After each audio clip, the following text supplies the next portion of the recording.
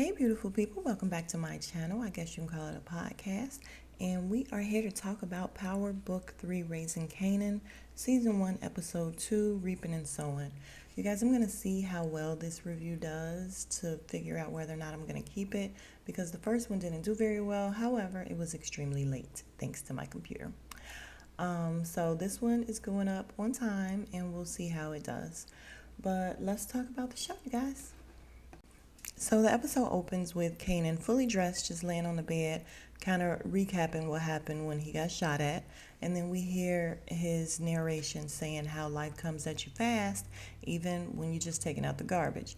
Then we hear Rock call for him to come downstairs. He gets up, he goes downstairs and eats breakfast. She cooked a full breakfast, and he's eating like he's never eaten before. I'm like, dude, why do they have him eating like that? I don't understand. So Rock tells him this is first day back at school since everything happened. And she's like, you need to be careful. He's like, I'm good. She's like, no, you're not good because that boy's family is still pretty much looking for blood. They want to know who killed him and they want to figure out how they can kill whoever killed him. So no, you're not good. And she's like, well, maybe you should just stay home a little bit longer. He's like, no, I'm good. So he gets up, puts on his jacket. He's walking out and she's like, keep your eyes open. So Kanan leaves, and when he gets out the gate outside, he steps on a shell casing.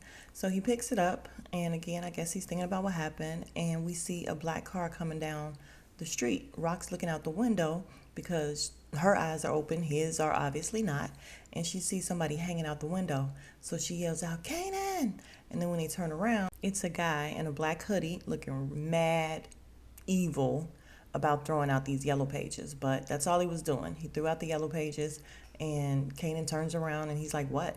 And she's like, I'm gonna drive you. He says, word. So in the car, he's steady asking, when are you gonna let me in? When are you gonna let me in? She's like, you're already in. And she tells him, I need you to be scared, okay? Because if you're not scared, then that's when they're gonna catch you slipping, basically. She said, I'm scared, you need to be scared. And he eventually says, yeah, he's scared. So back at school, there's a fight in the hallway, and it's two girls. And then when we see it's Davina and another girl. And the other girl is saying, yeah, you think you was his woman, but I was with him the day before he got shot. So Davina punches the girl, and they're like, dang, okay, Davina. And Kanan is just standing there in awe. Like, when he gets around this girl, for some reason, he just stares off into space and just looks so weird. So the principal comes, she breaks it up, and everybody, breaks up. The girl's got to go to her office. Kanan is the only one still standing there, just staring off into space. Next, we have Malcolm, Lou, and Rock at the diner eating, and they're talking about everything that's happening. Malcolm is upset because he's saying, you gave Neek all the corners, and Kanan still has a bounty on his head, basically. He's still a target, so you did all that for nothing. And she's like, did you see my house? It's all riddled with bullets that has Neek's name all over it. So, no, I didn't do it for nothing. She says, Buck, who is the little boy that got killed, has family that still wants to get even, and we got to figure that out. So she tells Malcolm, you need to pick up Kanan from school and take him to the stash. He's going to be there for a while. So they say, speaking of the stash, Kanen is going to figure out that we still in their electricity. She's like, yeah, we got to move. And I'm like, y'all have all that money and y'all can't get electricity, but I guess you can't get it in your name if you do what they do. So they talk about needing a front. And Malcolm, while eating, because as Kanan said, he's always eating, he's telling them about somebody who's opening up an exotic fish store and they can keep their stash and everything in the back. And they like, dude, no. So Lou says there's a bodega, and the lady stepped to them. They're from Colombia, and the wife stepped to him before and said, we're looking to get into, something else. And Rock says, does she know what we do? And he's like, she knows a hustle when she sees it. She got a brother in the Nariños or something like that. So just at that point, Malcolm says that he's going to give a party at Lane's just to let people know that they're still around and they're still good. And they're like, we're talking about work and you're talking about partying.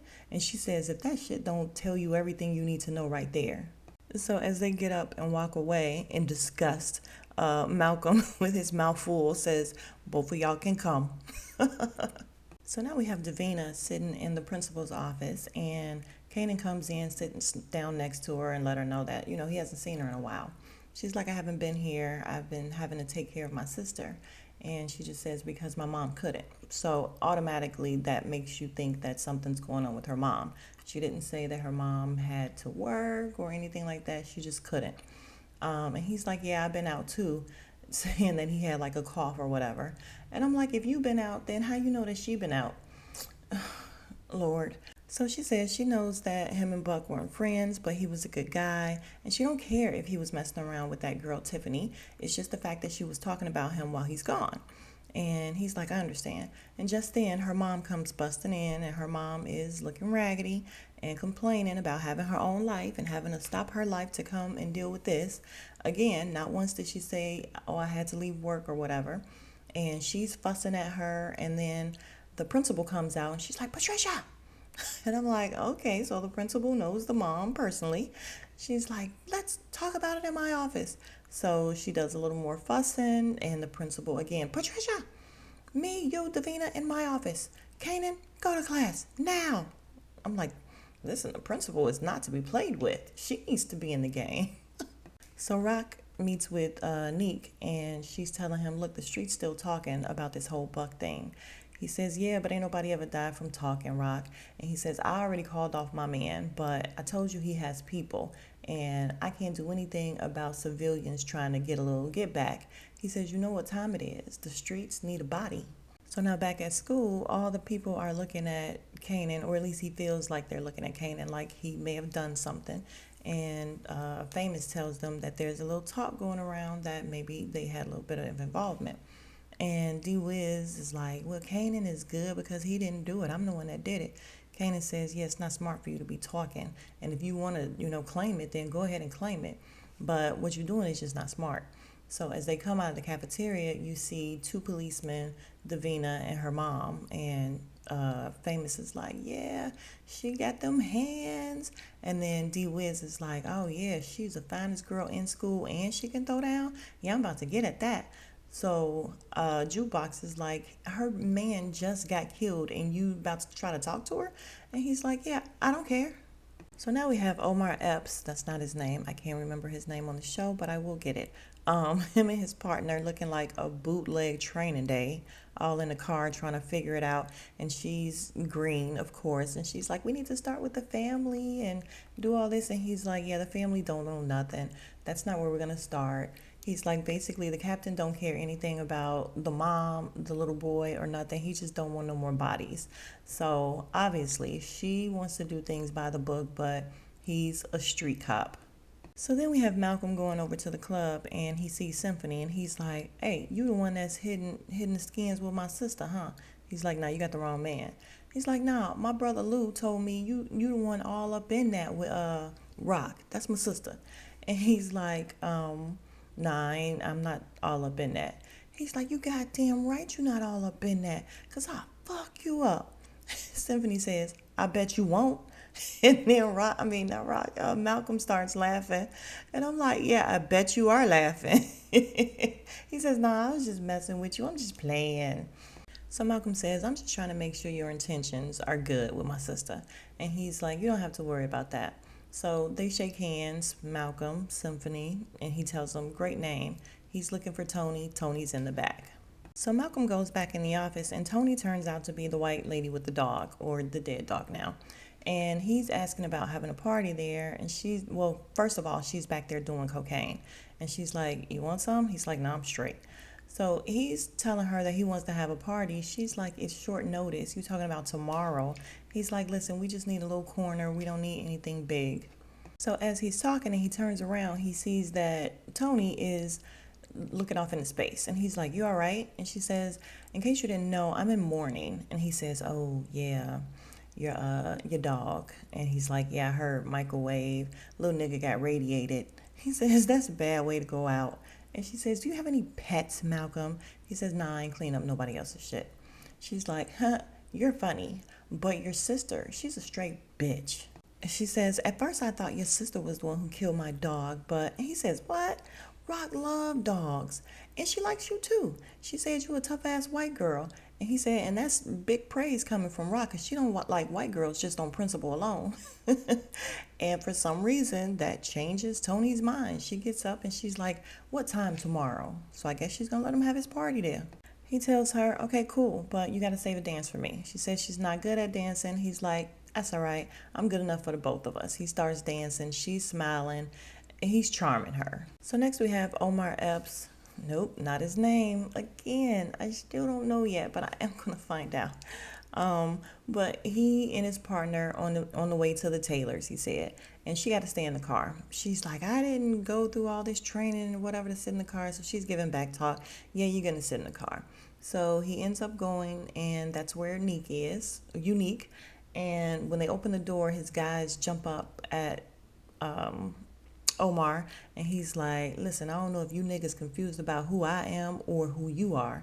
And Unique says, he's cool, let him through. So he walks up to Unique and he tells him, listen, I heard Buck was one of yours. And he's like, if by one of mine you mean my friend, then yeah, Buck was one of mine, rest in peace. And he pours some liquor out on the floor. And the detective, see, I'm just going to call him detective from now on until I learn his name, not Omar. But Omar, the detective, said, listen, we can't have no more bodies dropping, especially not no little kids. And Unique says, you need to talk to your girl Rock.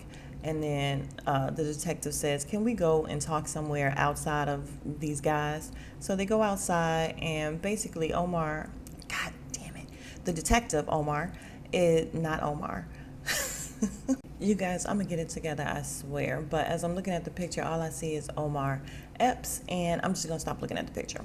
So basically, they go outside, and he says, we both know that the worst thing that happened to Southside is Rock taking over for High Post. And he's saying that either she don't know the rules or she don't care about them. But there can only be one kingpin, and it doesn't need to be her. So basically, he's trying to pit them against one another. And I'm like, they're already on opposite sides, but at least they're able to be, cordial. So this is not what we need. So the detective tells him, you make sure ain't no more dead bodies, and I'm going to make sure you're sitting on that throne. So basically, we see him walk off, and Unique is deep in thought. Because now he has to figure out if he's going to trust the detective or if he's going to stay cool with Rock. So now we have the kids walking home from school, and Famous is messing with Juke because she can't go somewhere with them. He's like, yeah, she got top secret stuff all the time. She's like, listen, she starts cussing him out. They're like, dang. And Kanen comes in to her defense, and he's like, listen, she's going to make some money because she's about to be bigger than all of us, and we're going to be saying we knew her when. So Malcolm pulls up to pick up Kanen, take him to work. Since when do you have a job? And Jukebox says, since his mama said so. So he gets in the car, and then Malcolm asks Juke if she wants a ride, and she's like, nah, I'm good. And he just looks kind of funny, like maybe he wants them to be closer or something. I don't know, but it was something to the lingering look that he gave. But he was like, okay, fine. And he takes Kanen to the stash. So we see Rock and Lou getting out the car at the bodega, and coming out of the bodega is D-Wiz and Famous. And they stop and talk, and Lou gives them some money, tells them pieces on him. They're like, yeah, cool, Lou. And Lou says, listen, do me a favor, Famous. Tell your sister I said hi. He's like, listen, she be working all the time. I don't really see her. And he says, well, y'all live together, right? He says, yeah. Okay, well, when y'all in the same house reaching for the cereal box, tell her I said hi. He's like, she don't even really eat cereal like that because, she's lactose intolerant. And he's like, I just told you to tell her to say hi. I don't need to know her old GI tract. And then Rock had to stop him because Rock peeped that Famous obviously does not want him with his sister. So they talk to D-Wiz, how your mom's doing? She's good, a little nervous though because my brother is back from, upstate.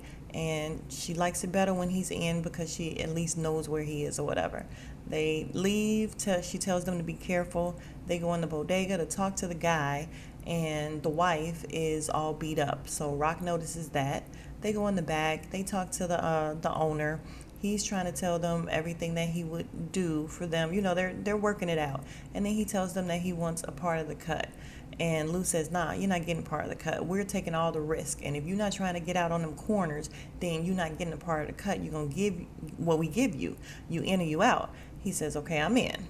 So Malcolm takes Kanen to the spot where he's supposed to stay. He's like, you're supposed to come here after school every day. Your mom says you're supposed to do your homework and everything. He's looking around, nothing's going on. And he's like, what am I supposed to be doing? And there's a guy there just playing video games.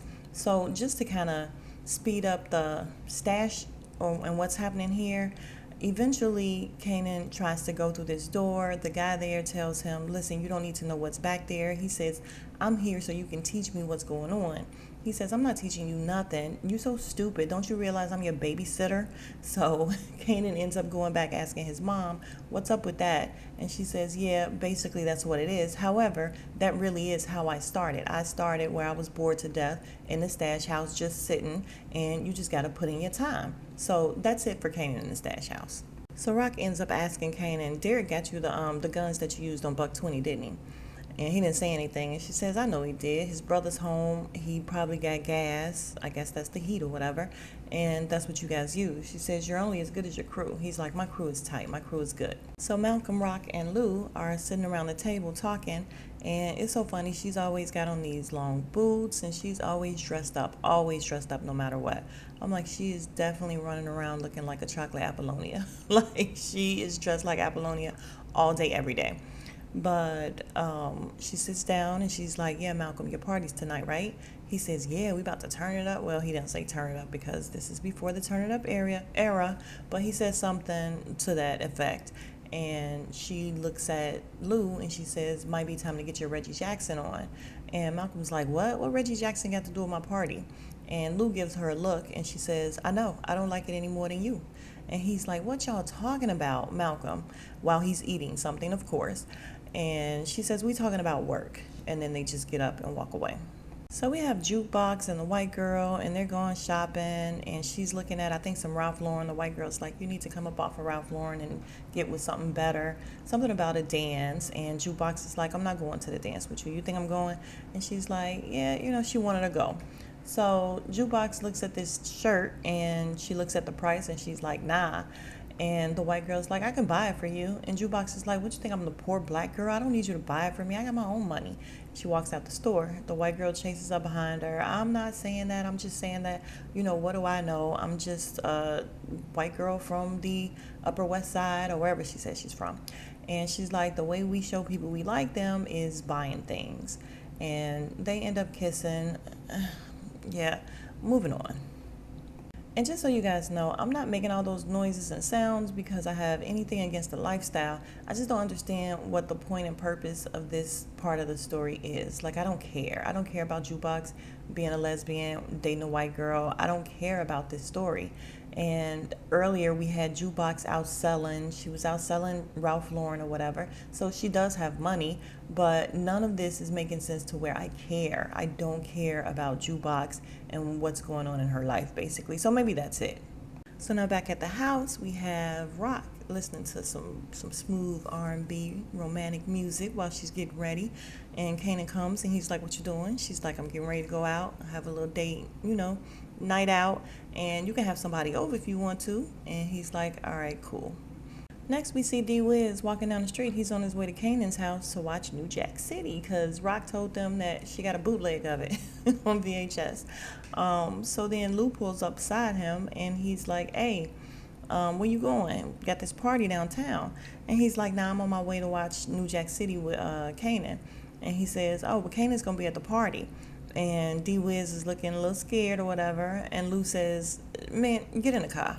So he gets in the car and we see across the street, Jukebox notices that D-Wiz is getting in the car with her Uncle Lou. So back at the club, we see Tony. She's picking up some glasses and everything. Malcolm walks in. He's like, what are you doing? You shouldn't be doing all that.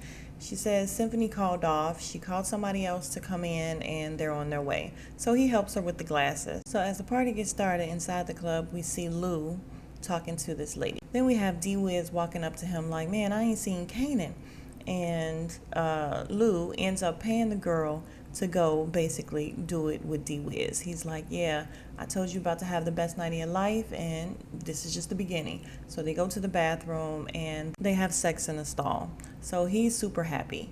And as they're walking out, they notice that there's this huge fight in the line. Because in line, Malcolm is trying to get his friends in. Tony's telling him to wait until her regular clients come in. We have these white guys also trying to get in and being disrespectful to Tony. So Malcolm ends up hitting one of them. There's a huge fight, and as D-Wiz and Lou are coming outside, D-Wiz looks over and says, "Oh my God, Malcolm is getting jumped." And Lou is like, "Nah, he's good. We don't need to intervene. Malcolm can take care of it." He's like, "You sure?" "Yeah, Malcolm can take care of it." So they go around the corner and they're using the bathroom by the building. And D-Wiz is just so happy. He's like, "Yeah, this girl, she was so fine. And, you got her number?" And then as he turned around, Lou has a gun to his head. And he's like, "Lou." And Lou looks like he got tears in his eyes. He pulls the trigger, shoots him in the head. And you guys, that was the body they needed. So devastating. And in the very end, you guys, when all this was happening, I forgot to mention that we have this song being sung by Jukebox, and I'm just like, it turned into High School Musical, and I hope they don't do this again because I don't like it. I didn't like it at all. So Jukebox is singing, she's in the bathroom, she's looking like she's all doubled over in pain, and they're showing all these different things that's going on. Rock is getting it in with Symphony, so no, he was not sick, he just called out. She took full control. She was trying, he was trying not to do anything, and she was like, "Nah, it's about to go down." So that's when we see them doing that. We see Kanen still at the house waiting on D-Wiz, D-Wiz getting shot, and all the while, this girl is singing. So eventually the police are called to the fight outside the club, and they're taking Malcolm, and the white girl Tony runs up to him. "Nobody's ever done this for me before. Nobody's ever fought for me." And she gives him a kiss. And I'm like, he's like, "You my girl." And I'm like, what the hell am I watching now? Like, what's going on here? It's getting real the shy for me. Like, let's stop it. So we'll see what happens. Hopefully that never happens again. But that's the end of this episode. Again, we'll see how this video does. If it doesn't do very well, then I won't do this anymore. I'm not going to do it. I'll just watch it on my own and take it all in. But if it does okay, then I'll be back next week. If you have stayed this long, you are the real MVP, and I thank you so much. Please like, comment, subscribe, hit the notification bell, subscribe. That's huge, and you'll be doing me a huge solid. All right, you guys, thank you, and I'll see you in the next video. Smooches.